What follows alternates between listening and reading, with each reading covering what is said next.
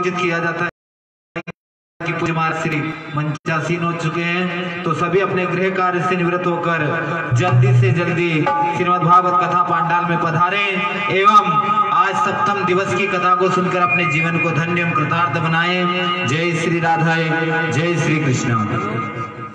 स्वागतम गुरुदेव, शरणागतम गुरुदेव, स्वागतम गुरुदेव, शरणागतम गुरुदेव।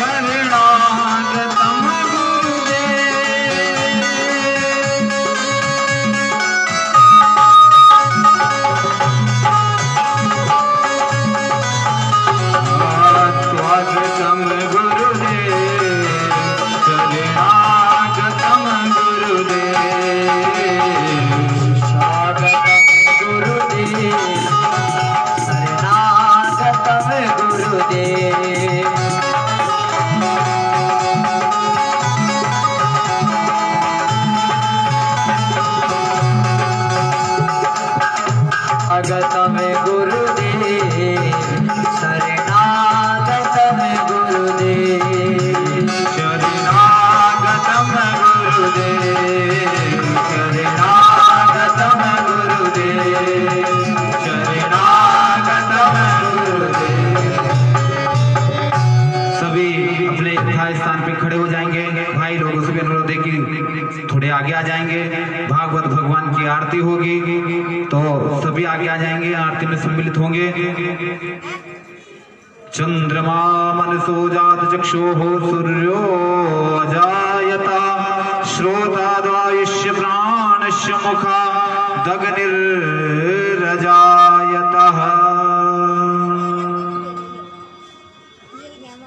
श्री राधे। हेलो। जय भगवत गीते मैया, जय भगवत गीते, हरि ये कमल विहारिणी, हरि ये कमल विहारिणी, सुंदर सुपुनीते। ओम जय भगवत गीते।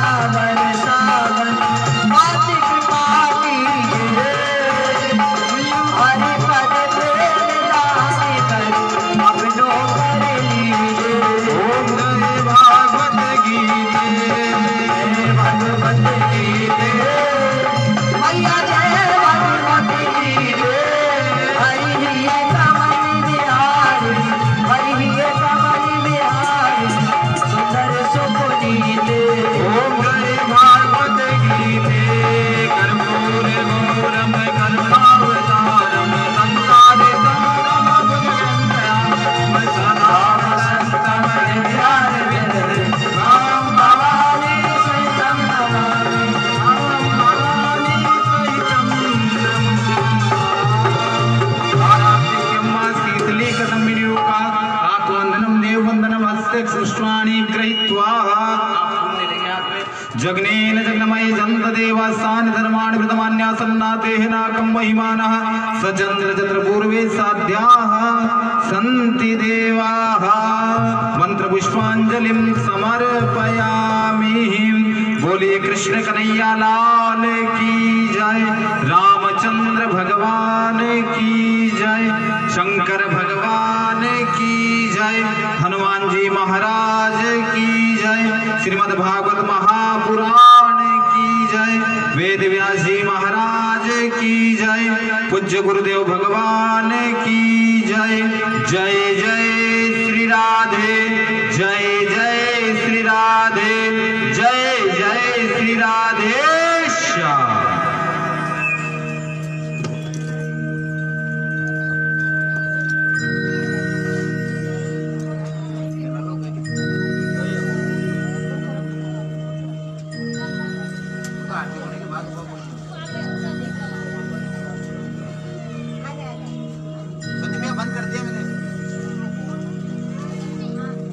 श्री राधे।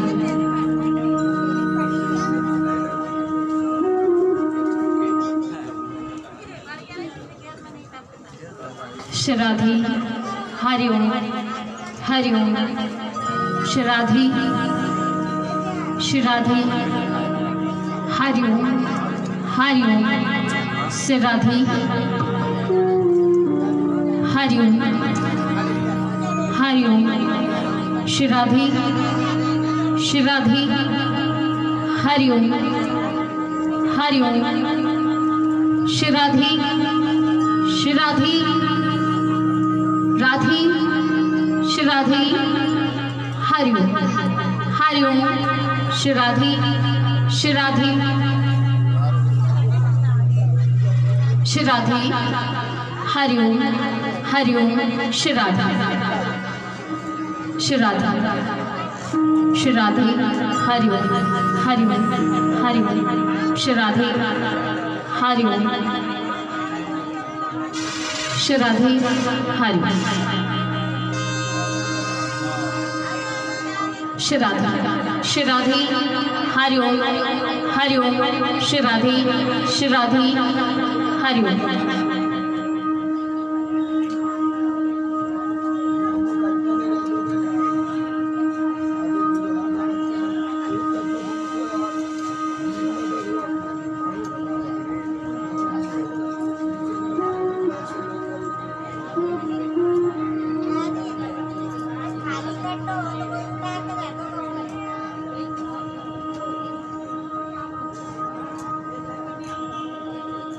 बोले गणेश जी महाराज की,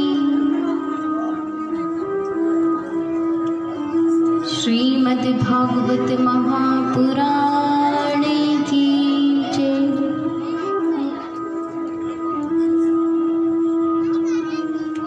श्री राधा कृष्ण भगवान की जय।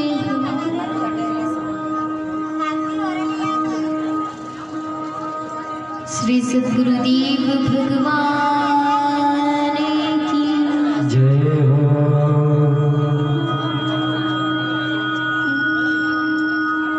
गौ माता की जय हो। धरती माता की जय हो। सब संत भगवान की जय हो।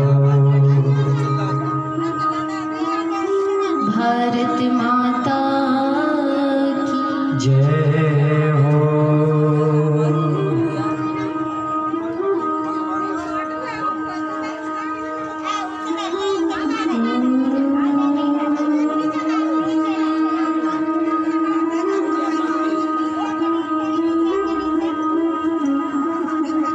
श्री गणेशाय नमः।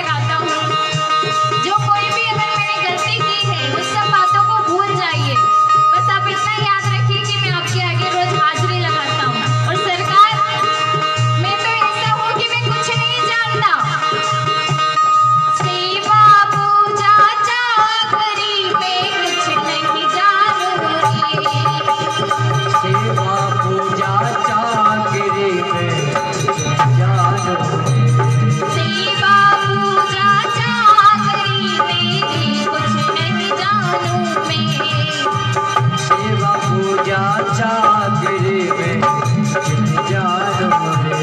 मैं तो बस इतना जानूंगी तुमको बस मैं जानू है। तो बस इतना जानो तुमको बस एक बार आ जाओ। बस एक बार तुम आ जाओ। बस एक बार आ जाओ। बस एक बार आ जाओ। इतना करो उपकार मैं रोज लगाऊं हाजिरी मेरी सांवरिया सरकार। मैं रोज लगाऊं हाजिरी मन सावरिया सरकार।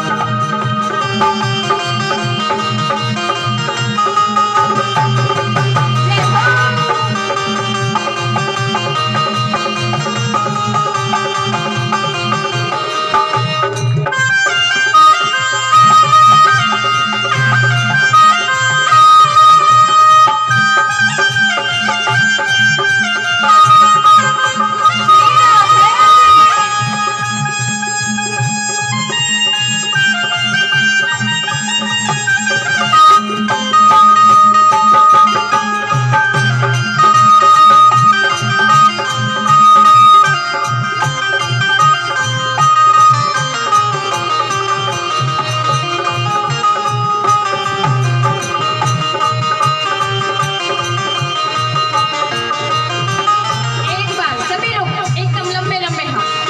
ऐसा ना हो कि सरकार के सत्संग में हम आए और एब्सेंट हो जाए। सरकार हमें देखो, हमारे हाथ देखो कि हम आए हैं और सबको ताली बजाते हुए बड़े भाव से कहना है मैं रोज लगाऊं हाजिरी मेरी सांवरिया सरकार। मैं रोज लगाऊं हाजिरी मेरे सावरिया सरकार। मैं रोज लगाऊं हाजिरी मेरी सांवरिया सरकार।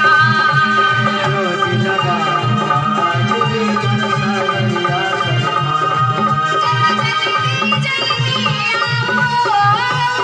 ओ जरा जल्दी जल्दी आओ।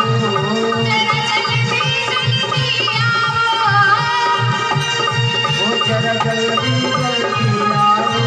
मैं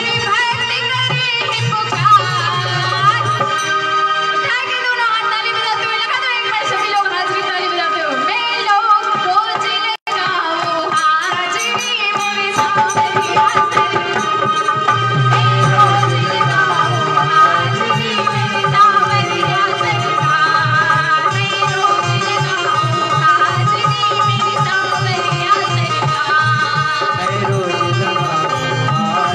लगाऊं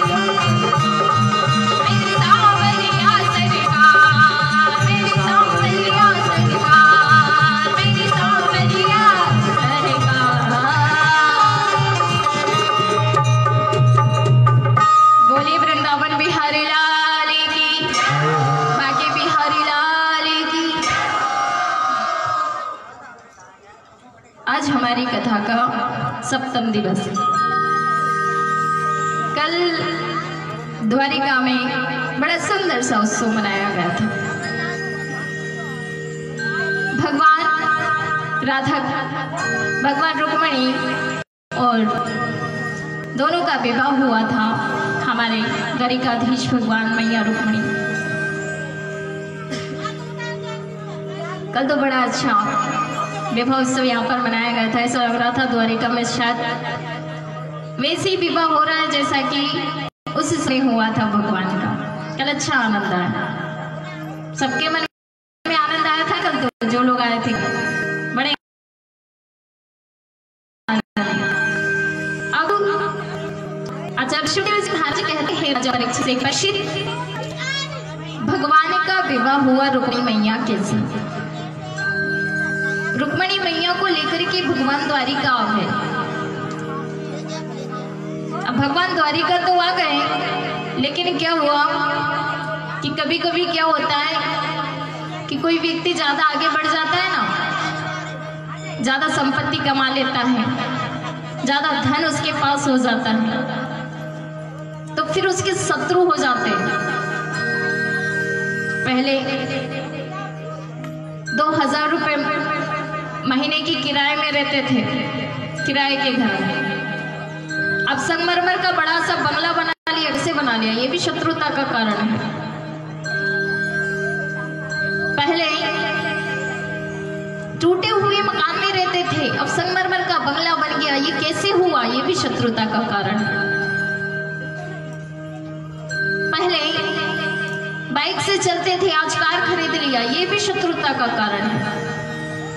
जब व्यक्ति ज्यादा आगे बढ़ जाता है जीवन में तो उसके शत्रु भी उतने हो जाते हैं। होते ना, बहुत से लोग होते ऐसे, अरे ऐसा कैसे हो गया, ऐसा कैसे हो गया।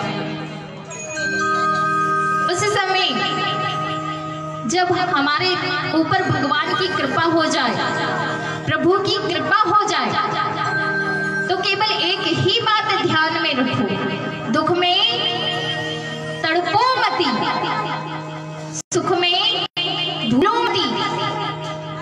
दुख में तड़पो मती, सुख में भूलो मती। उस परमात्मा के नाम को याद करते रहो, प्राण जाए मगर नाम भूलो मती। कहीं भी रहो, उस भगवान के नाम को याद करो। ऐसा ना हो कि दुख में याद कर रहे, सुख में याद ना करें, ऐसा नहीं। भगवान को हर समय धन्यवाद करो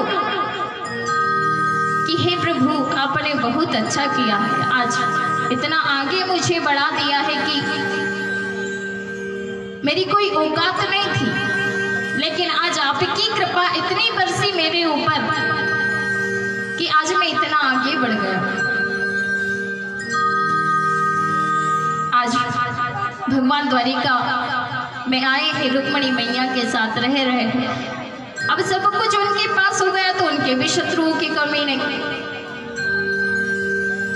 भगवान के यहाँ रुक्मणी मैया ने एक पुत्र को जन्म दिया, उसका नाम है प्रद्युम्न। प्रद्युम्न किसे कहते हैं? प्रकृष्टः धूम्नः यस्य सः प्रद्युम्नः।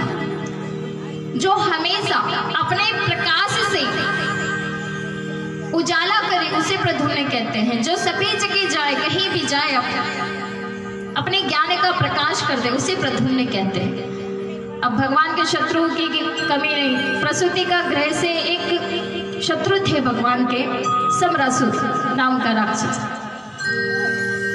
अब वो प्रद्युम्न को उठा करके ले गए। ले जा करके उन्होंने क्या किया कि समुद्र में फेंक दिया। अब समुद्र में उस बालक को मछली निकल गई। अब मछली निकल गई इधर, सम्रासुर ने सोचा कि बालक तो मर गया, मछली निकल गई। अब एक बहेलिया ने क्या किया, उस मछली को पकड़ करके वो मछली फिर से सम्रासुर के घर भेज दी, क्योंकि वहां भोजन बनाने के लिए मछली का भोजन बनाया जाता था। अब वह मछली जैसे ही पहुंचाई, वह भोजन बनाने का काम करती थी विद्यावती, जो अगले जन्म में रति थी।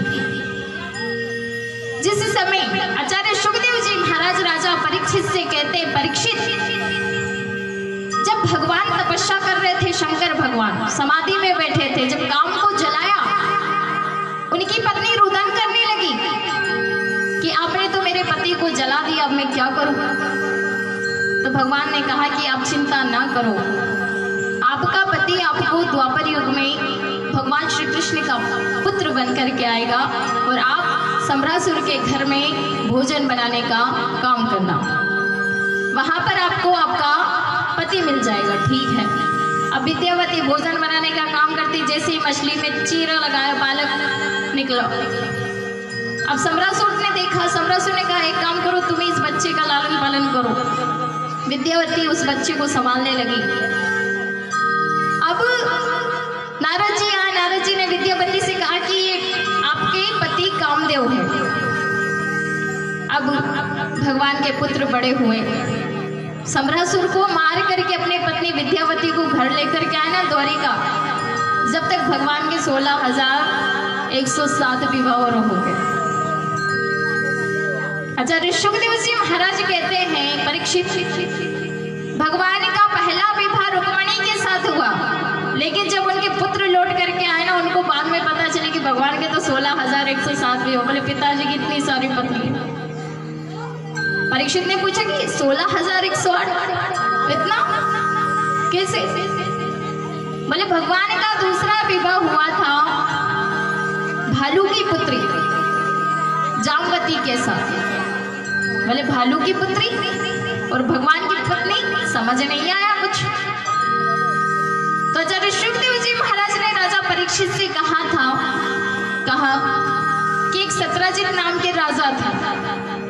अब उन सत्राजित नाम के जो राजा थे उनके पास एक मणि थी, मणि। अब वो मणि ऐसी थी कि अगर कोई नित्य प्रतिदिन उसका 8 घंटे पूजन करता था तो वो 3.5 रत्ती भर तोला सोना उत्पन्न करते थे। 8 भार सोना रोज वहां देती थी। अब एक दिन क्या हुआ, उस सत्राजित जो राजा थे उन्होंने अपने गली में मणि डाली और भगवान श्री कृष्ण जो द्वारिका में राजा बने हुए हैं वहां चले गए सभा में। अब जैसे ही जाकर के बैठे भगवान कन्हैया ने देखा ये मणि। बोले हाँ हमारे पास तो मणि है। बोले अच्छा ये तो सोना देती है ना? हाँ। बोले एक बात बताओ आपके घर में कितने सदस्य हैं? बोले एक मैं हूँ, एक मेरी वृद्धा पत्नी है, एक मेरा छोटा भाई प्रसेन है, एक मेरी पुत्री सत्यभामा है। बोले अच्छा तो इतना मणि में से धन निकलता, आप उस धन का क्या करते हो? एक काम करो, यह मणि हमें दे दो और जो धन निकलेगा वो अपने राज्य में ही काम आएगा। आपके तो कोई काम आ नहीं रहा, कभी दुर्भिक्ष पड़ा कभी कुछ हुआ तो अपने राज्य में काम आएगा। भगवान ने ऐसा कहा तो सत्राजित ने उन्हें मणि नहीं दी। बोले ऐसे कैसे दे दूं, यह मणि मेरी है। अब सत्राजित उसे पहन करके वापस घर चले गए। अब क्या हुआ कि उनके जो छोटे भाई थे प्रसेन, उन प्रसेन महाराज ने वो मणि पहनी और जंगल में शिकार करने के लिए चले गए। अब जंगल में शिकार करने के लिए गए तो एक शेर आया, दहाड़ लगाई जोर से, प्रसेन को वही मार दिया और वो मणि लेकर के जाने लगा। अब वो मणि लेकर के जैसे ही जाने लगा वहीं पर एक भालू आया, जामवंत जी। अब जैसे ही आए उन्होंने शेर को मारा और वो मणि छीन करके अपनी गुफा में जाकर अपनी एक पुत्री थी, उनकी एक पुत्री थी जामवती, उसको जाकर के दे दी। अब इधर सत्राजित ने कहा कि कन्हैया मुझसे मांग रहा था मणि, शायद उसने मेरी मणि चुरा ली। इधर भगवान ने कहा पंडित जी देखो क्या हो रहा है, चौथ का चंदा क्या कब देख लिया मैंने जो कलंक लग गया। क्योंकि काजल से भी यदि कोई व्यर्थ की चीज है तो वो है, काजल से भी अगर कोई कारी चीज है तो वो है व्यर्थ का कलंक। कन्हैया ने कहा अच्छा कलंक लगा है, अच्छा चौथ का चंदा देखा, ये मणि का बड़ा कलंक लगा, क्या बात है, चलो देख करके आते हैं। गए हैं भगवान कृष्ण बलराम सखा जो भी वहां थे सभी लोग गए। अब जैसे ही जाकर के देखा जहां प्रसेन मरा पड़ा था वहां पर सिंह के पैर के चिन्ह दिखाई दिए। तो वो चलते चलते उस शेर तक पहुंचे तो शेर भी मरा पड़ा हुआ। अब उस शेर के जो चिन्ह दिखाए वह आगे थोड़ा देखा तो वह भालू के पैर के चिन्ह दिखाई दिए। भगवान वो रीछ के पैर के चिन्ह पर चलते चलते चलते वो गुफा में पहुंच गए। अब जैसे ही गुफा में पहुंचे वहां जाकर के देखा, जामवंत जी ने सोचा कोई आया है तो अपनी गदा उठाई और लड़ने लगे। इधर भगवान और जामवंत जी दोनों के बीच भयंकर युद्ध छिड़ गया। जामवंत जी ने जब उनकी नस नस ढीली हो गई, जामवंत जी ने कहा कि मैं समझ गया आप तो मेरे प्रभु श्री राम।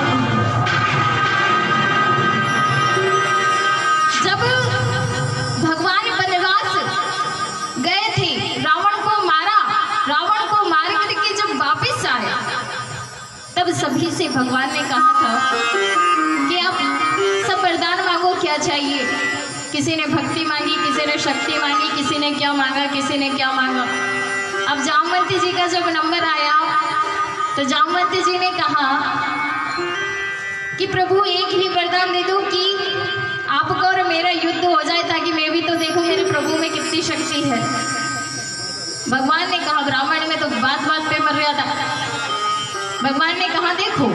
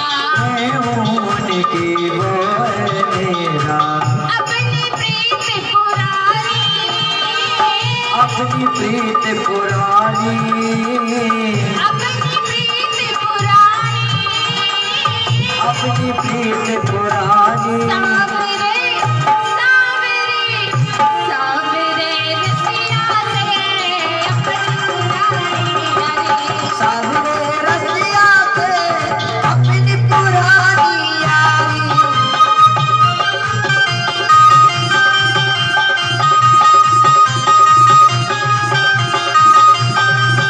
जय हो।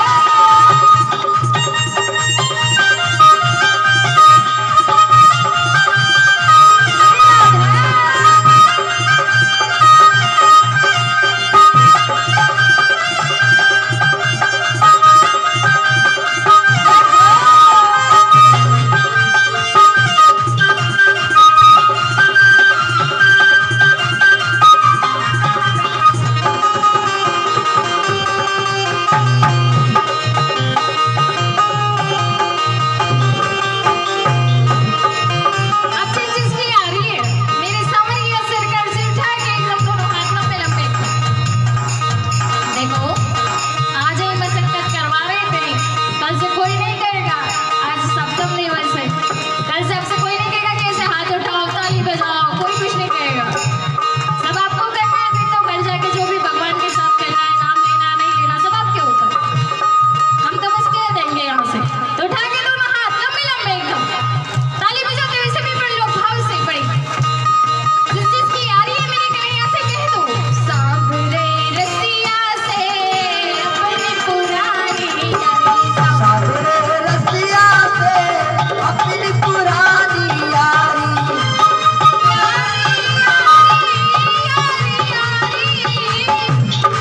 ओ यारी यारी यारी यारी, यारी यारी यारी यारी। सावरे सावरे सावरे रसिया से सावरे रसिया से अपनी पुरानी यारी।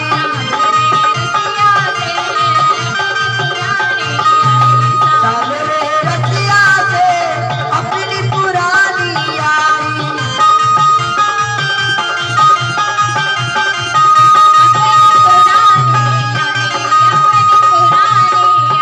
सावरे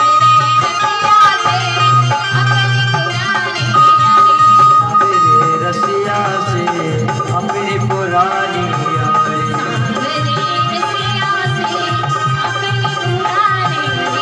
यारी। बोलिए सांवरिया सरकार की। जय हो। कभी कभी हमारे भगवान विनोद भी करते हैं। आज मैया रुक्मणी से विनोद किया, लेकिन कहते हैं भगवान कि आप जैसा प्रेम मुझे कोई नहीं करता। मैया रुक्मणी कभी भी उनके चेहरे पर कभी दुख नहीं देखा, कभी क्रोध नहीं देखा। आज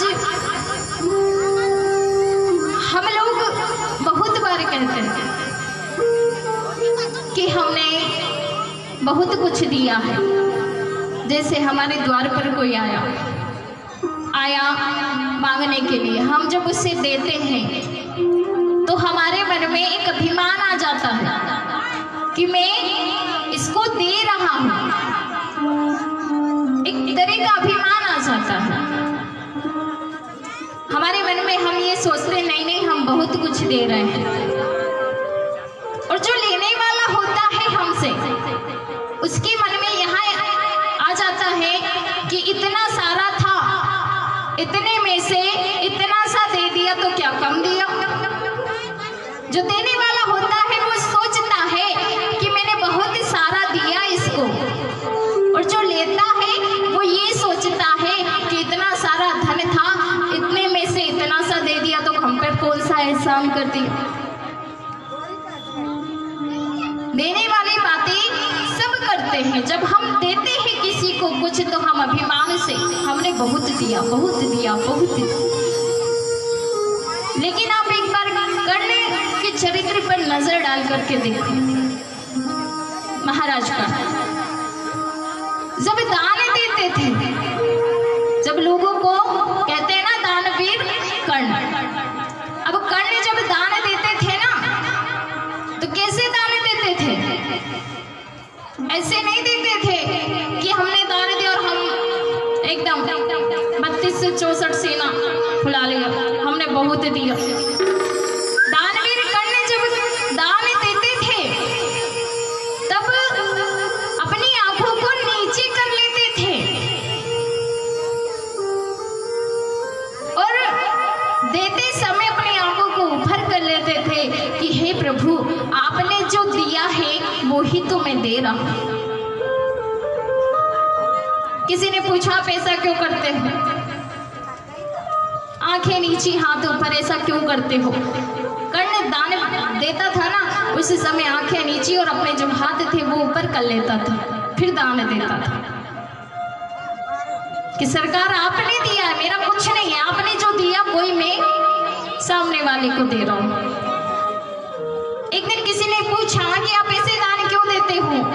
तो कर्ण ने बड़ी सुंदर सी बात कही, क्या कि देनहार कोई और है, देनहार कोई और है जो लेत देत दिन में लोग भरम हम पर करे तासो नीचे ले।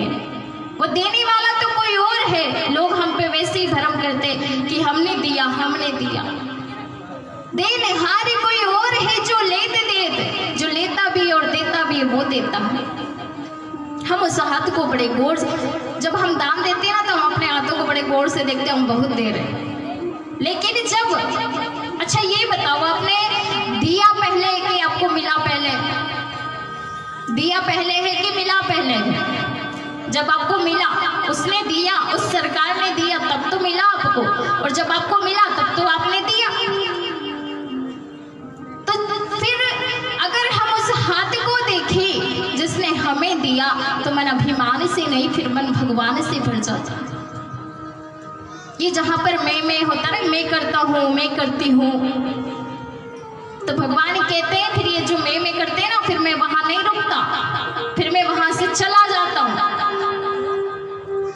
जो लोग मैं करते हैं ना, ये मैंने किया मैं करूंगा, भगवान कहते हैं जो मैं करता है उसके यहाँ पर मैं थोड़ी देर में नहीं रुकता, मैं फिर वहां से चला जाता हूँ। बकरी को देखा होगा आपने, कैसे मैं करती है, आखिर में हालत क्या होती है? साल भर भी नहीं टिक पाती। और राम नाम मैना ने मैना कही मोल भयो 10-20, बकरी ने मैं कहा कबीर कटायो शीश। जो मैना कितना सुंदर होता है, वो मैं नहीं करता, इसलिए उसको लोग घर में संभाल कर रखते, सुंदर श्रृंगार करके रखते कि सब अच्छा से रखे। और बकरी मैं करती है तो साल भर भी नहीं टिक पाती उसका। तो ये जो मैं है, ये क्या है? ये हमारी इच्छाएं है, ये जो कभी शांत नहीं होती। और जो हमारी इच्छा, आज एक जोड़ी वस्त्र खरीद लिया, कल 2 की इच्छा करेंगे, नहीं और होना चाहिए, और होना चाहिए। आज थोड़ा सा भगवान ने अच्छा भोजन दे दिया, कल और ज्यादा अच्छे की कामना करेंगे। इच्छा ही तो है कि इच्छाएं ऐसी होती है। आवश्यकता तो फकीरों के भी पूरे हो जाया करते हैं, और इच्छाएं तो कभी कभी राजा के भी अधूरे रह जाया करते हैं। ये इच्छा ऐसी होती है कि हम लोग मर जाते हैं पर इच्छा कभी खत्म होने का नाम नहीं लेती। अब जैसे किसी को फांसी की सजा मिले, अब उससे पूछा जाता है कि नहीं पूछा जाता, भैया आपकी अंतिम इच्छा? अब वो व्यक्ति जिसको फांसी की सजा सुनाई गई, जिसको फांसी लगाई जा रही है, अंत में पूछा आपकी इच्छा क्या है, तो वो व्यक्ति ये नहीं सोचता कि अब मेरा शरीर खत्म, मैं खत्म, मैं मरने जा रहा तो मेरी इच्छा भी खत्म, पर नहीं, एक और इच्छा। अरे वो फला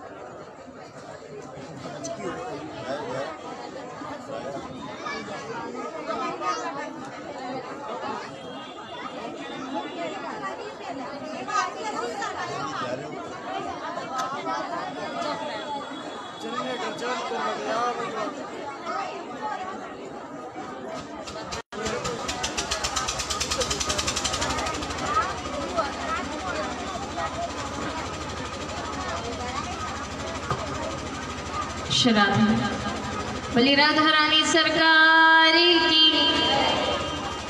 आज भी कंजूसी आज तो मैं करूं। 6 दिन हो गए कहते कहते थोड़ा जयकारा, तो अब इतना लंबा भजन सुनाया था, शुरू में समझ नहीं आया, मुझे तो ऐसा लगता। थोड़ा जोर से जयकारा लगा, बोलो वृंदावन बिहारी लाल की।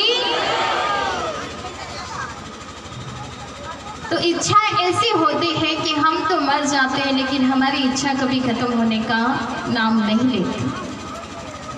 पर जब इच्छा खत्म नहीं होती है तो फिर आखिरी घाट सबको वही मिलना है, चाहे वो अमीर हो चाहे वो गरीब हो। मंदिर जाते हैं, मांगते कि नहीं मांगते कि भगवान आज ये दे दो, आज वो दे दो। एक इच्छा, आज भगवान मेरा ये काम कर देना, वो काम हो गया, दूसरे दिन फिर मंदिर गए, अरे भगवान आज तो मेरा वो काम कर देना। मतलब ये इच्छा खत्म नहीं होती। और सबसे ज्यादा कौन मांगता है? गरीब तो चलो एक बार ठीक है, लेकिन सबसे ज्यादा सुबह सुबह जाएंगे एकदम बढ़िया बन ठन के, सरकार आज ये काम कर देना, सरकार आज वो काम कर देना।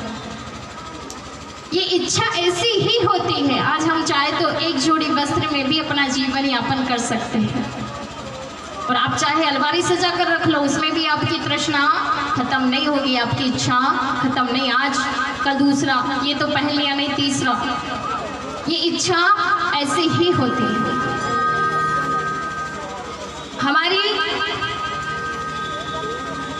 हम जिन 4 लोगों की परवाह करते हैं संसार में, कह रहे नहीं फटे वस्त्र पहन लिए तो 4 लोग क्या कहेंगे, इस संसार के 4 लोग क्या कहेंगे। घर पे आए कोई, अरे ये कैसा भोजन करता है। ये जिन 4 लोगों की परवाह हम जिंदगी भर करते हैं ना, तो वो 4 लोग आखिर में एक ही बात बोलते कि भैया हम आखिर में एक ही बात बोलेंगे, बोलो राम नाम।